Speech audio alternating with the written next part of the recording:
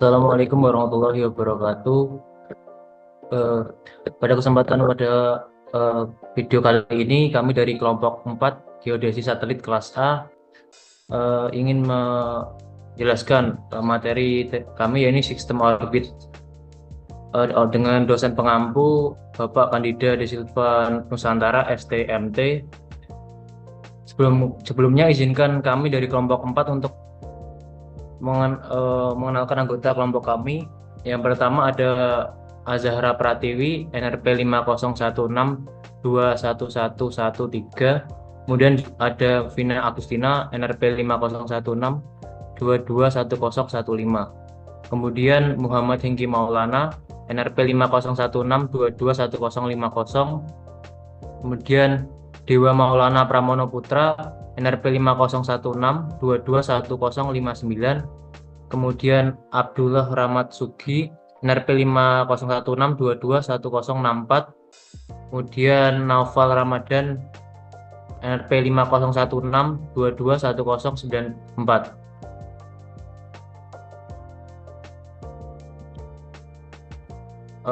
Untuk materi yang kita jelaskan, ya ini kita bersumber dari buku Geodesi Satelit karya Bapak Hasanuddin Zainal Abidin, dengan outline atau top pembahasan 4.1 dan 4.2. Yakni yang pertama ada 4.1 mengenai pergerakan satelit mengelilingi bumi, yang terdiri dari 4 bahasan mengenai hukum Kepler 1, hukum Kepler 2, hukum Kepler 3, dan juga terakhir ada hukum-hukum Newton, yang akan dijelaskan pengertian setiap hukumnya dan implikasi praktis.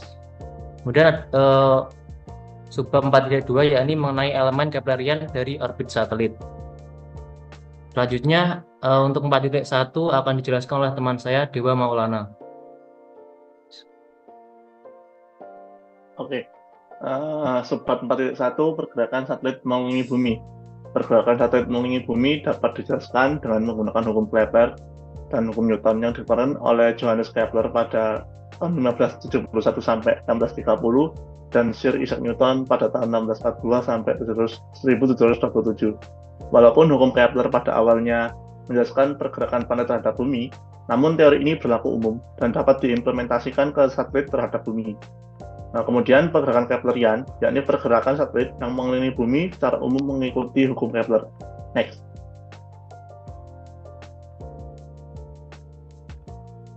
Kemudian ada asumsi pergerakan Keplerian. Ada 5 poin di sini, yakni 1. Pergerakan satelit hanya dipengaruhi oleh medan gaya berat sentral bumi atau two-body problem.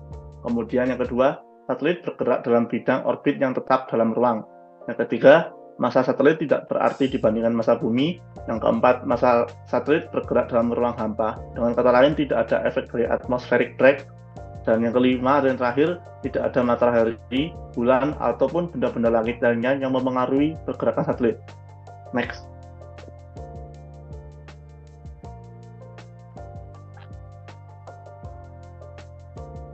Subbab 4.1 hukum Kepler 1.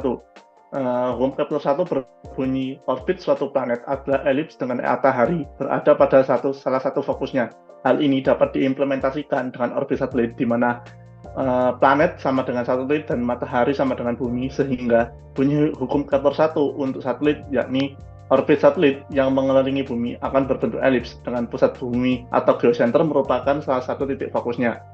Implikasi praktis dari hukum Kepler 1 untuk satelit ini yakni bidang orbit satelit akan selalu melalui pusat bumi. Lintang dari tempat peluncuran satelit sama dengan inklinasi minimum dari bidang orbit satelit. Inklinasi sendiri adalah sudut antara bidang orbit dengan bidang ekuator bumi. Kemudian, untuk mendapatkan satelit orbit yang inklinasinya lebih rendah dari lintang tempat peluncuran akan diperlukan orbit parkir atau parking orbit. Dengan tahap peluncuran kedua dilakukan saat melintasi ekuator yang notabene prosesnya relatif kompleks dan mahal. Kemudian, di samping merupakan gambar untuk lintasan satelit atau orbit satelit yang mengelilingi bumi dengan garis tengah yang bernama line of Apsides, dan untuk apogee merupakan titik terjauh satelit dari bumi, dan perigee merupakan titik terdekat satelit untuk bumi. Next. Berikut merupakan tahapan peluncuran satelit menuju orbit final.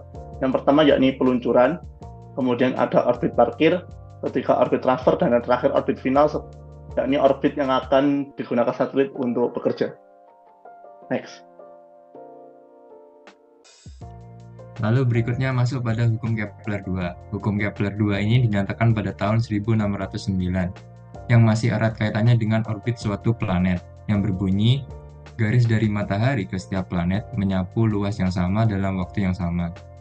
Sedangkan untuk satelit yang mengelilingi bumi, maka hukum Kepler ini berbunyi, garis dari pusat bumi ke setiap satelit menyapu luas yang sama dalam waktu yang sama, seperti yang diilustrasikan pada gambar berikut, di mana luas sapuan A yang dihasilkan dari satelit T3 ke T4 itu sama dengan luas sapuan B yang dihasilkan dari satelit T1 ke T2. Hukum Kepler 2 ini juga dapat dijelaskan pada persamaan dA per dt sama dengan P kali A kali B per T, di mana dA adalah perubahan luasan, dt adalah vektor posisi geosentrik satelit terhadap waktu, A dan B adalah sumbu panjang dan sumbu pendek dari orbit elips, dan T adalah periode orbit. Next.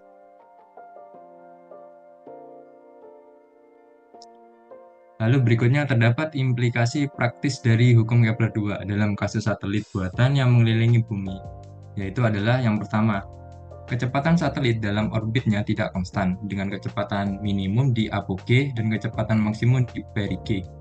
Tinggi awal perigee akan menentukan umur satelit itu sendiri. Semakin tinggi perigee, maka secara teoretis akan semakin panjang umur satelit, dan begitu pula sebaliknya. Hal ini dikarenakan perigee merupakan titik di mana lokasinya paling dekat dengan permukaan bumi, sehingga kecepatan di perigee adalah maksimum, dan juga densitas atmosfernya relatif terbesar. Lalu yang ketiga, rencanakan orbit satelit pengintai atau penyelidik dengan perigee di atas daerah target. Hal ini dikarenakan kecepatan di perigee adalah maksimum. Lalu keempat, rencanakan orbit satelit telekomunikasi dengan apogee di atas daerah target, dikarenakan kecepatan apogee adalah minimum. Next.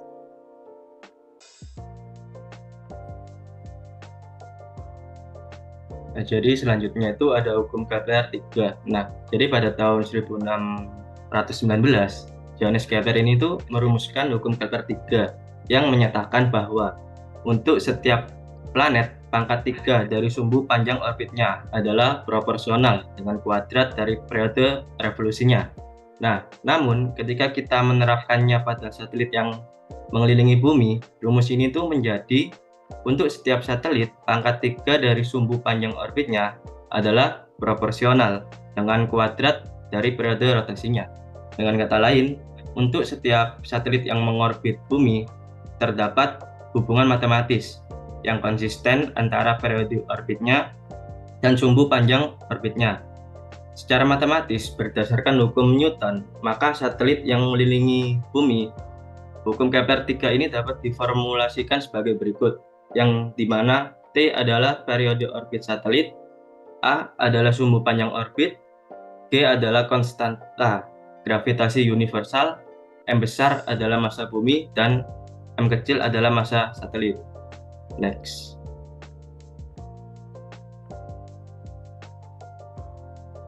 Nah, namun penting untuk memahami bahwa hukum ini tuh memiliki implikasi praktis yang relevan dalam konteks satelit buatan yang mengorbit bumi. Pertama, dua satelit dengan sumbu-sumbu panjang orbit yang sama akan memiliki periode orbit yang sama, tanpa memperdulikan parameter lain seperti eksentrisitas dan inklinasi orbit. Ini menunjukkan bahwa periode orbit sepenuhnya ditentukan oleh sumbu panjang orbit. Kemudian yang kedua, satelit dengan sumbu-sumbu panjang orbit yang berbeda akan memiliki periode orbit yang berbeda pula, tanpa memperdulikan parameter lainnya. Dengan demikian, sumbu panjang orbit memainkan peran kunci dalam menentukan periode orbit satelit sesuai dengan prinsip hukum Kepler 2. Next.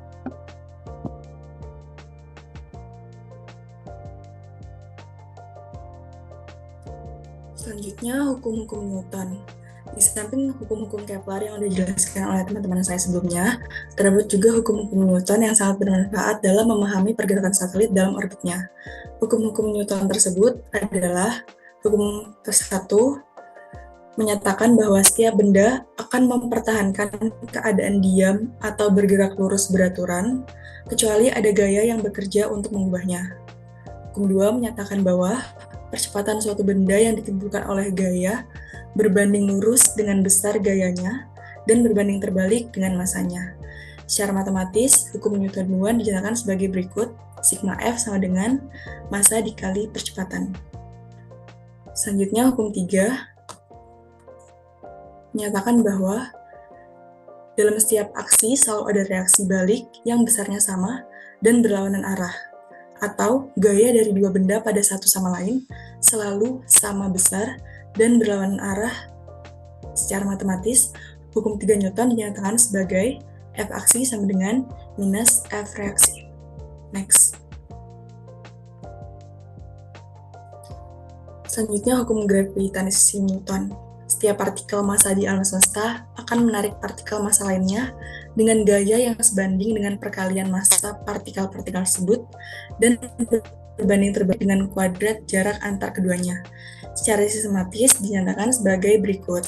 F sama dengan gravitasi kali massa 1 dikali massa 2 per R kuadrat, di mana G ialah konstanta gravitasi universal yang mempunyai nilai sebagai berikut. Berdasarkan hukum gravitasi Newton, akan terjadi tarik-menarik tidak hanya antara satelit dengan bumi, tapi juga antara satelit dan langit lainnya, seperti bulan, matahari, serta planet-planet lain di sekitarnya. Terdapat dua gambar, di mana ini merupakan ilustrasi tarik-menarik antara bumi dan satelit yang mengorbitnya. Dari hukum gravitasi Newton, didapatkan sebuah rumus, yakni rumus vektor percepatan satelit yang disimbolkan oleh A, yang dirumuskan sebagai A sama dengan minus Gm per R pangkat 3 dikali R, di mana M adalah massa bumi, R adalah vektor posisi geosentrik satelit, dan Gm adalah koefisien gravitasi standar bumi yang nilainya adalah sebagai berikut. Sebagai catatan, nilai GM di atas ditentukan dari analisis data pengamatan sistem SLR. Next. Oke, aku lanjut. Yaitu 4.2 elemen Keplerian. Elemen Keplerian merupakan elemen yang mengkarakterisasi ukuran, bentuk, orientasi orbit, serta lokasi satelit dalam orbitnya mengelilingi bumi. Elemen-elemen tersebut adalah ascending node yang merupakan sudut geosentrik yang pada bidang ekuator antara arah ke titik semi dan arah ke titik nodal. Yang kedua itu inklinasi orbit yang merupakan sudut antar bidang orbit satelit dan bidang ekuator. Yang ketiga ada argumen of perigee yang merupakan sudut geosentrik pada bidang orbit antara arah ke titik nodal dan arah ke perigee. Yang selanjutnya yaitu sumbu panjang dari orbit satelit, lalu ada eksentrisitas dari orbit satelit. Yang selanjutnya yaitu anomali Sajati yang merupakan sudut geosentrik pada bidang orbit antara arah ke perigi dan arah ke satelit. Next.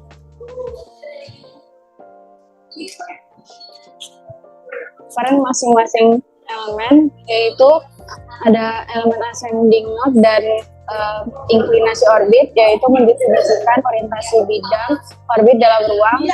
Terus ada elemen argumen of perigi mendefinisikan lokasi perigi dalam bidang orbit. Lalu ada elemen A dan E mendefinisikan ukuran dan bentuk bidang orbit, dan lalu terakhir elemen F atau anomali sejati mendefinisikan posisi satelit dalam bidang orbit.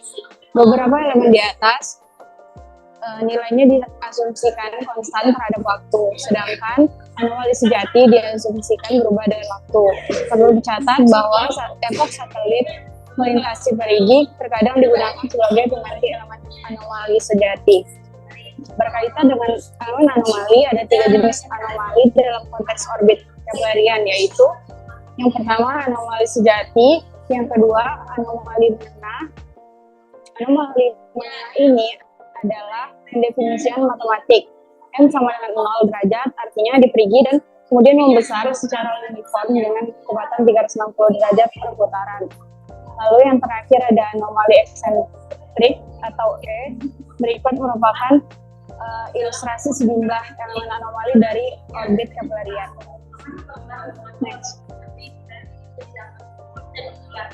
Pergerakan satelit yang sebenarnya dalam orbitnya mengelilingi bumi tidak sepenuhnya mengikuti pergerakan Keplerian karena mengalami gangguan atau perturbasi dari kondisi idealnya. Oleh karena itu, parameter orbit satelit yang sebenarnya tidak hanya mencakup 6 elemen Keplerian, tetapi juga 9 elemen perturbasi. Next.